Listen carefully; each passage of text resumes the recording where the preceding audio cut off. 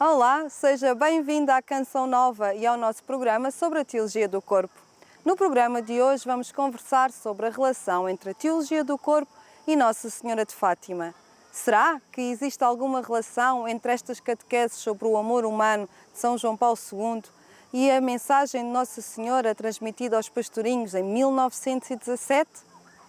A primeira vez que surge como evidente a relação entre a Teologia do Corpo e Nossa Senhora de Fátima é precisamente a 13 de maio de 1981, dia em que o Papa João Paulo II foi vítima de um atentado que quase lhe roubou a vida.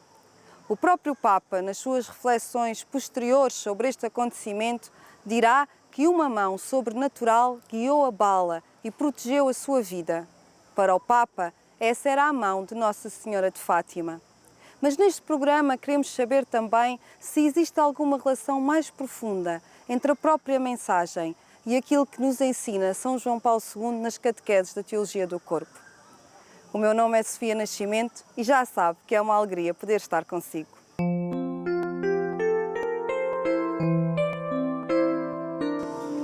Sem dúvida alguma, as palavras de Cristo não tinham outro propósito senão a valorização da dignidade do matrimónio e da família.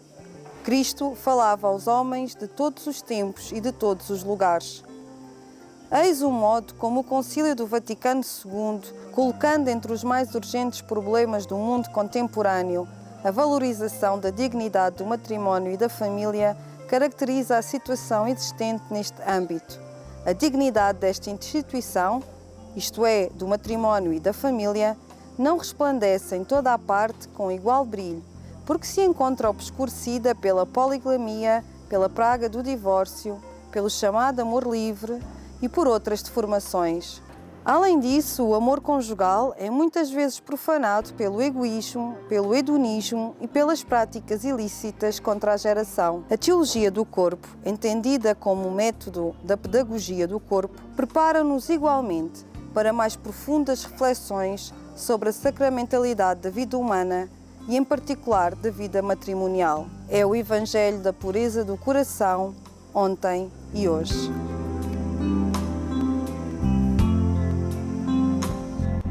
Recordemos alguns factos interessantes sobre a mensagem de Nossa Senhora de Fátima. As aparições de Nossa Senhora são precedidas por 3 aparições do Anjo de Portugal, que vem convidar os pastorinhos à constante oração, penitência e sacrifício. O anjo ensinou também aos pastorinhos 2 belíssimas orações que entraram na piedade popular e são hoje bastante utilizadas, sobretudo na adoração eucarística. Na última aparição do anjo, ele faz-se apresentar aos pastorinhos trazendo na mão a hóstia e o cálice. E dando a hóstia à Lúcia e o cálice a Francisco e a Jacinta, lhes diz: tomai e bebei o corpo e o sangue de Jesus. Nossa Senhora aparece aos pastorinhos pela primeira vez em maio de 1917 e vem também perguntar-lhes se eles estão dispostos a aceitar o sofrimento que Deus lhes enviar em reparação dos pecados e de súplica pela conversão dos pecadores. A mesma mensagem que o anjo já tinha vindo trazer. Nossa Senhora, em junho, volta novamente e reforça nos pastorinhos o desejo que tem de que orem continuamente, principalmente a oração do terço diário. E em julho de 1917, Nossa Senhora revela aquilo que hoje conhecemos como os 3 segredos da mensagem de Fátima. Ela fala sobre a devoção ao seu Imaculado Coração e sobre a urgente consagração da Rússia como forma de evitar que esta espalhe os seus erros pelo mundo. Em todas as aparições, Nossa Senhora reafirma a necessidade de oração, de penitência, de sacrifício, de aceitação do sofrimento e de suporte deste sofrimento com submissão a Jesus e a Deus. Mas a mensagem de Nossa Senhora de Fátima é também uma mensagem de esperança. No final, o seu Imaculado Coração triunfará. Queremos saber neste programa o que tem o amor humano a ver com o triunfo do coração imaculado de Maria.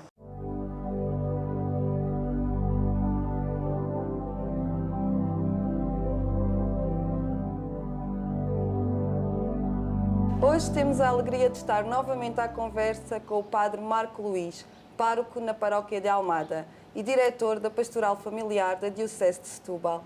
Bem-vindo, Padre Marco. Obrigado, Sofia. É uma alegria imensa poder recebê-lo novamente aqui neste programa. E hoje estamos à conversa sobre a teologia do corpo e Nossa Senhora de Fátima. Podemos efetivamente estabelecer uma relação entre este trabalho de São João Paulo II e Nossa Senhora de Fátima? Obviamente, numa primeira resposta mais geral, podemos dizer que toda a ação de São João Paulo II tem esta ligação à Nossa Senhora e tem muito esta ligação à Nossa Senhora de Fátima, como nós sabemos pela história. Costumo dizer que temos um Papa que nasceu polaco, mas renasceu português no sentido da ligação a Fátima. Mas, ainda mais particularmente, a ligação a Fátima é muito forte na questão da teologia do corpo, destas catequeses sobre o amor humano, por uma razão muito objetiva, não uma interpretação que seja vaga. Passo a explicar. O Papa São João Paulo II vai fazer as catequeses de quarta-feira, das audiências, fazer essas catequeses entre 1979 e 84, não é? E, precisamente, no ano de 1981, tinha ele terminado, a 6 de maio de 1981, o segundo ciclo de catequese, são 6 ciclos, ou 6 conjuntos de catequeses, tinha ele terminado o segundo ciclo, quando, 8 dias depois, como nós sabemos da história, a 13 de maio de 1981, ele sofre o atentado na Praça de São Pedro. Sabemos depois, na Clínica Gemelli, quando ele depois vai acordar, vai pedir a documentação sobre Fátima, esta coincidência, que não é coincidência, é a providência, e ele irá interpretar e dizer que aquela bala foi desviada pela mão materna de Nossa Senhora.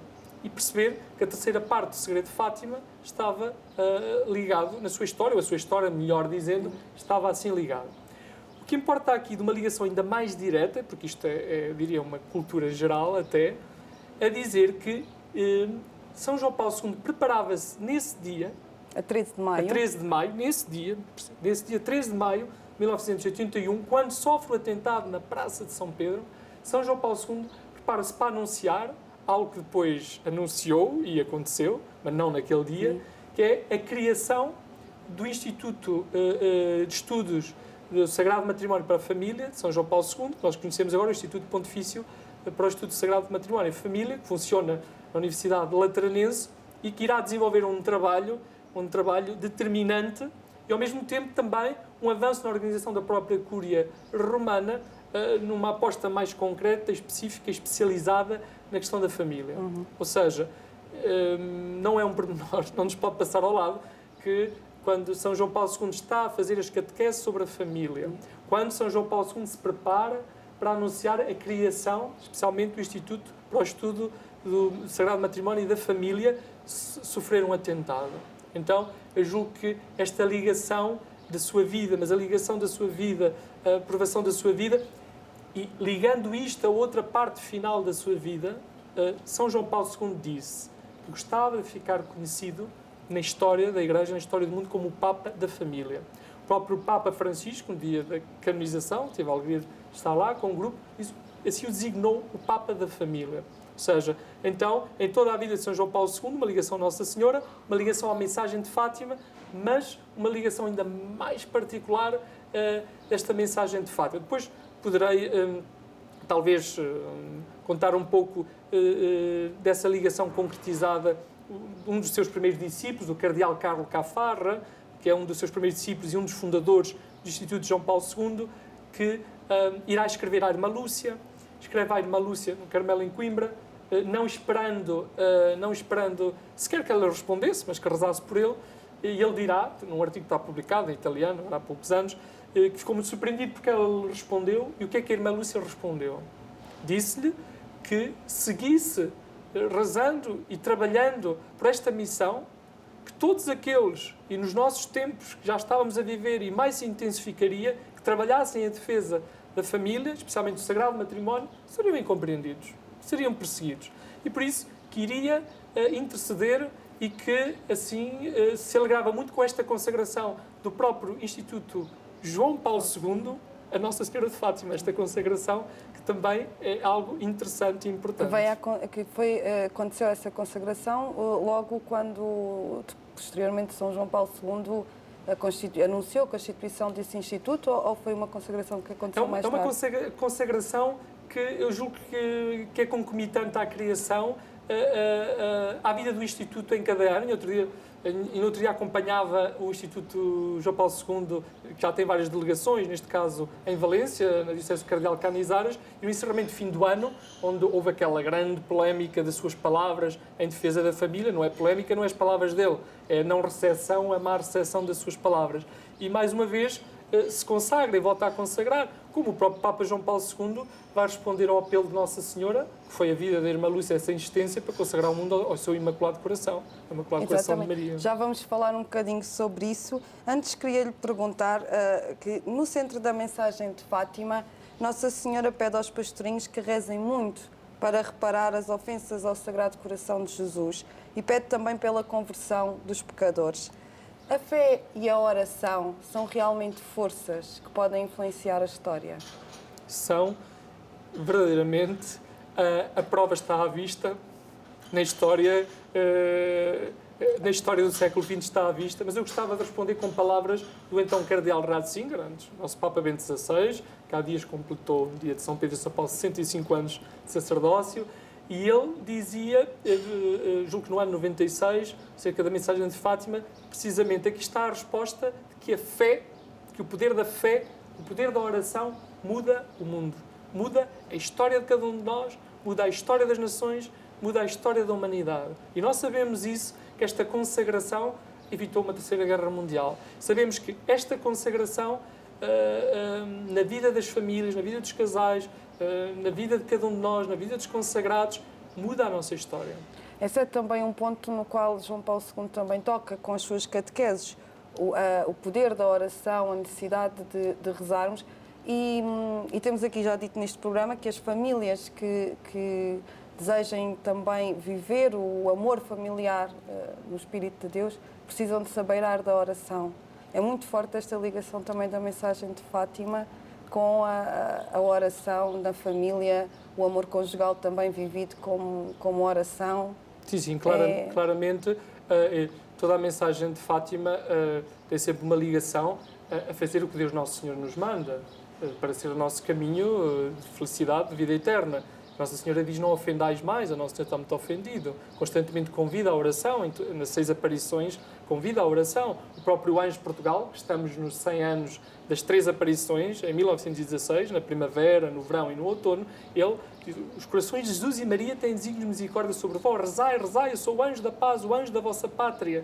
Confirmado já na história de Portugal há séculos, ali mais uma vez, rezai, rezai muito.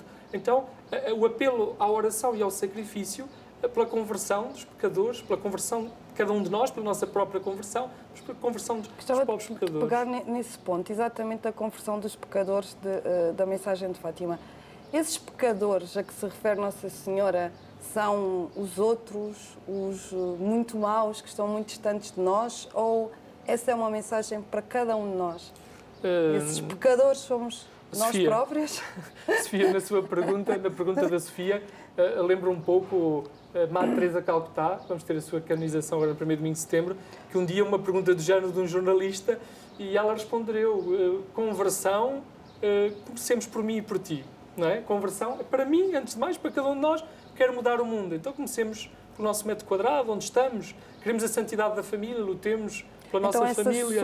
É para cada um de nós, antes de mais, também. Ponto. Antes de mais, seria estranho, seria uma interpretação diversa do que é a proposta do Evangelho, não é?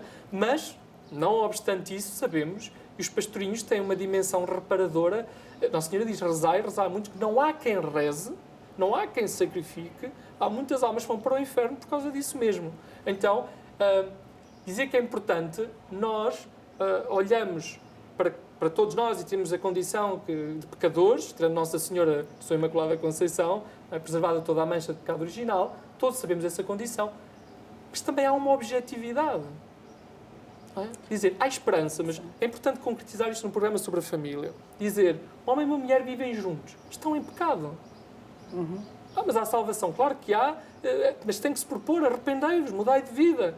Não é? Ou seja, há situações objetivas que se tornam claras aos nossos olhos. E não vamos condenar, vamos ter um olhar de misericórdia, mas, na verdade, estender a mão e, como Jesus, arrepender-vos e acreditar no Evangelho. A conversão é para todos nós, a começar por cada um de nós. Mas Nossa Senhora pede e que Nossa Senhora concretiza. Nossa Senhora não tem problemas em falar da Rússia, que se não se converter, espalhará os seus erros pelo mundo e iremos sofrer muito. E por isso, o ano das aparições, o ano da Revolução Russa, do surgimento do comunismo, todas as ideologias, não é?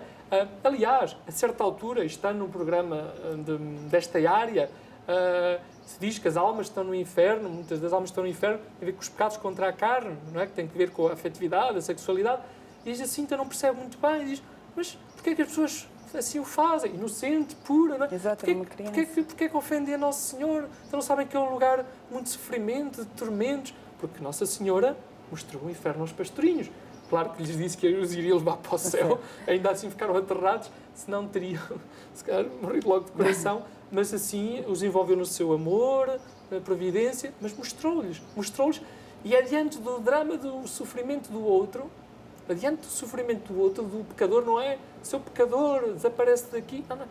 Pobre pecador, ó Jesus, é por vosso amor, para a conversão dos pobres pecadores e para consolar uma Coração de Maria. Ou seja, esta atitude não de quem aponta, mas de quem aponta ao caminho, de um outro caminho, conversão, um outro caminho, e de quem ama pelos que não amam. A própria devoção à Imaculada Coração de Maria, a reparação das ofensas ao coração de Nossa Senhora, colocando isto numa linguagem bem concreta. Às vezes os sacerdotes, peço desculpa a quem nos ouve, damos um pouco de voltas, dizendo, quando um casal luta pela vivência da sua castidade, da reta ordenação da sua sexualidade, quando um casal ensina aos filhos a rezar, quando um casal luta por viver o Evangelho na sua vida, no trabalho, na família, também pode e deve ter uma dimensão reparadora. Dizer por aqueles que não o querem, por aqueles que deliberadamente atentam, porque de facto há pessoas, às vezes, com uma certa consciência... E hoje nós vivemos nesta sociedade, realmente a batalha contra a família é muito grande e contra o amor vivido nessa dimensão. Quando falou já na consagração da Rússia e no alerta que Nossa Senhora deixou, que se a Rússia não se convertesse, espalharia os seus erros pelo mundo, mas importa aqui se calhar falarmos um bocadinho que erros concretos são estes a que se refere Nossa Senhora e sim. Qual é a relação destes erros com a teologia do corpo? Ok, então concretizando, fazendo ainda a ponte da parte final da anterior questão, dizer que na última aparição de outubro, não é um pormenor sem significado ter aparecido a Sagrada Família, com São José, com menino Jesus ao colo, a abençoar o mundo e Nossa Senhora. Eu julgo que a mensagem de Fátima é para todos, também para a família, mas ali está isso expresso. Não é? Relativamente a esta questão concreta que agora colocou, no fundo, a grande questão da origem ali é a luta de classes e que é preciso abolir. E quer Marx, quer Engels vão colocar a questão da família, na família gera-se uma diferenciação e é preciso abolir todos esses laços e essas diferenciações. Isto é muito importante porque vai dar não só asa ao que nós vimos e podemos dizer isso já não tem frutos hoje em dia, tirando um país ou outro, podemos interpretar relativamente à situação atual da Rússia, nos países de leste os sistemas políticos totalitários foram caindo, mas o que é o veneno introduzido ele permanece. Porque, por exemplo, aqui nós vamos... A questão da ideologia do género, a anulação de uma diferenciação. O Papa João Paulo II é muito categórico em dizer Deus, quando nos cria-nos homem, mulher. E não é ele que diz. É o livro de Gênesis, porque Deus assim o fez. Nós somos criados homem, com essa diferença. Homem, mulher, corpo e alma. Nós não temos um corpo, somos um corpo e alma nessa unidade. Então, o livro do Gênesis é da ordem da criação. São João Paulo II não reinventa. São João Paulo II afirma, explica muito bem, enquadram. Então, o que vem nessa ideologia toda, a vários níveis, também sob o ponto de vista de dinâmicas comunitárias que se provaram que eram falíveis e que nos nossos dias têm outro tipo de reações ainda face a outras ideologias, como pode ser o capitalismo e outras ideologias erradas, mas nesta questão mais em concreto tem que ver com a questão da luta de classes, essa abolição, essa suposta igualdade, a anulação da diferenciação que leva a grande ideologia no sentido negativo, grande no sentido de má, de grande, no sentido de avassaladora em crescimento, que está espalhada no mundo inteiro e está a ser promovida, está na base de muitas lutas, Eu coloco-me no coração de Maria ao dizer isto, que é impopular, tem consequências das tais perseguições e incompreensões, mas a luta na Europa e noutros lugares do mundo, a luta face ao sistema educativo, muitas vezes privado, católico, se calhar não é uma questão, antes de mais, em primeiro lugar, económica, financeira, ideológica, porque se quer chegar mais junto das crianças para as educar segundo estes modelos. E por isso, no fundo, a tal intolerância que nos acusam os cristãos, como o cardeal Canizares a quem se pediu pena de prisão de 3 anos, e houve logo uma avalanche de pessoas que vieram seu auxílio, mas o próprio juiz disse que não tem fundamento, não é? Mas, no fundo, esta acusação de intolerância tem que ver com uma bandeira de tolerância que é a mais intolerante, que é quem não quer deixar aos pais a liberdade de educar de outra forma e quer impor uma educação específica segundo esta linha, que é uma linha totalmente destrutiva. E citando a primeira carta de São João Paulo II, o Redentor do Homem, diz: o caminho de Deus é a humanidade, o caminho da Igreja é a humanidade, o caminho de Deus, o caminho da Igreja é a família. E por isso os ataques fortes à família, à destruição da família, são os ataques mais no coração da humanidade. E são também ataques a Deus, neste sentido de que, na teologia do corpo, São João Paulo II refere muito que a família, o homem e a mulher, concretizam na sua diferença sexual e na sua união conjugal a união entre Cristo e a Igreja. O ataque à família humana é um ataque, vamos dizer também, tem uma ordem sobrenatural. É isso que eu quero perguntar. Há um ataque sobrenatural em que a família humana está no centro, mas que é um ataque que é dirigido a Deus e à Santíssima Trindade? Obviamente. Antes de mais, mesmo que isto seja pouco dito às vezes nos nossos dias, antes de mais, São Paulo diz, não lutamos antes de mais contra principados e potestades, é uma ordem do sobrenatural, porque, no fundo, nós estamos aqui de passagem e o que se joga aqui para cada um de nós, mesmo para quem não acredita que Deus existe, ele não deixa de existir por não acreditar. E quem não quer tributar louvor e glória a Deus, não é por causa disso que lhe é merecido e vai ser devido. E por isso nós esquecemos isso e, como diz um bispo da Rússia, de Moscovo, ele diz que nós procuramos mais a eternização da vida do que a eternidade. Então o que é que isso significa? Há aqui um ataque, claro, porque o sentido sobrenatural de toda a vocação, não é? Se a gente toca no ungido do Senhor, é a história da vida. Não tocar no ungido no Senhor, nem que ele esteja como estava. Não, eu não posso ficar impune depois de tocar no ungido do Senhor. Ou seja, quem atenta ao sagrado matrimónio, é esta aliança que espelha a aliança de Cristo e da Igreja, esposa de Cristo, é esta aliança que é uma aliança de amor ao espelho da Santíssima Trindade, como nas catequeses de São João Paulo II, atenta ao próprio Deus. Atenta ao próprio Deus. E nós perdemos este sentido, não é? Este sentido. E porque há uma espiritualidade muito concreta em cada pessoa, o rosto de Deus. Isso aplica-se em quem tem fome, a quem sofre, a quem é abandonado, mas aplica-se nestes dramas todos humanos de atentado ao sagrado matrimónio, como nós vemos. E que tanto sofrimento causam às nossas famílias.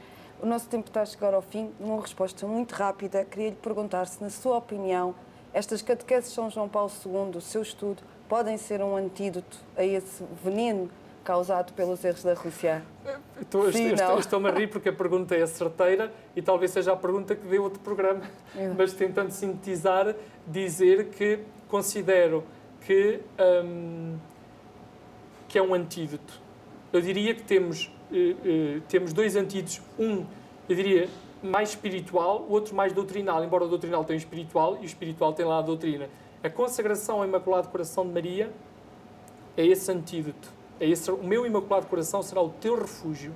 E, doutrinalmente, teologicamente, as catequeses de São João Paulo II, as catequeses sobre o amor humano, são esse antídoto face à ideologia. Eu diria, num âmbito de piedade, de oração, noutro âmbito doutrinal face aos princípios ideológicos. Também, são os 2 baluartes, são os 2 antídotos que São João Paulo II nos deixou. A consagração total ao Imaculado Coração de Maria, a consagração todos tus e na devoção também dos 5 primeiros sábados, e as catequeses. E por isso elas são combatidas para não serem conhecidas, não são apreciadas, e quem as promover faz parte. Os discípulos não são mais que o mestre, mas é mais uma razão para querermos conhecer e meditar. E nós vamos tomar os 2, a nossa cruz, que vamos, e vamos fazer um programa seguir só sobre as formas de fazermos parte deste exército de Nossa Senhora. Muito bem. Bem? O nosso programa está a chegar ao fim. Nós vamos pedir ao Padre Marco que nos dê a sua bênção, a sua mensagem final para as nossas famílias, na proteção de Nossa Senhora. Que a bênção de Deus Todo-Poderoso, por intercessão de Nossa Senhora do Rosário de Fátima, São João Paulo II, desça sobre vós. Em nome do Pai, do Filho e do Espírito Santo.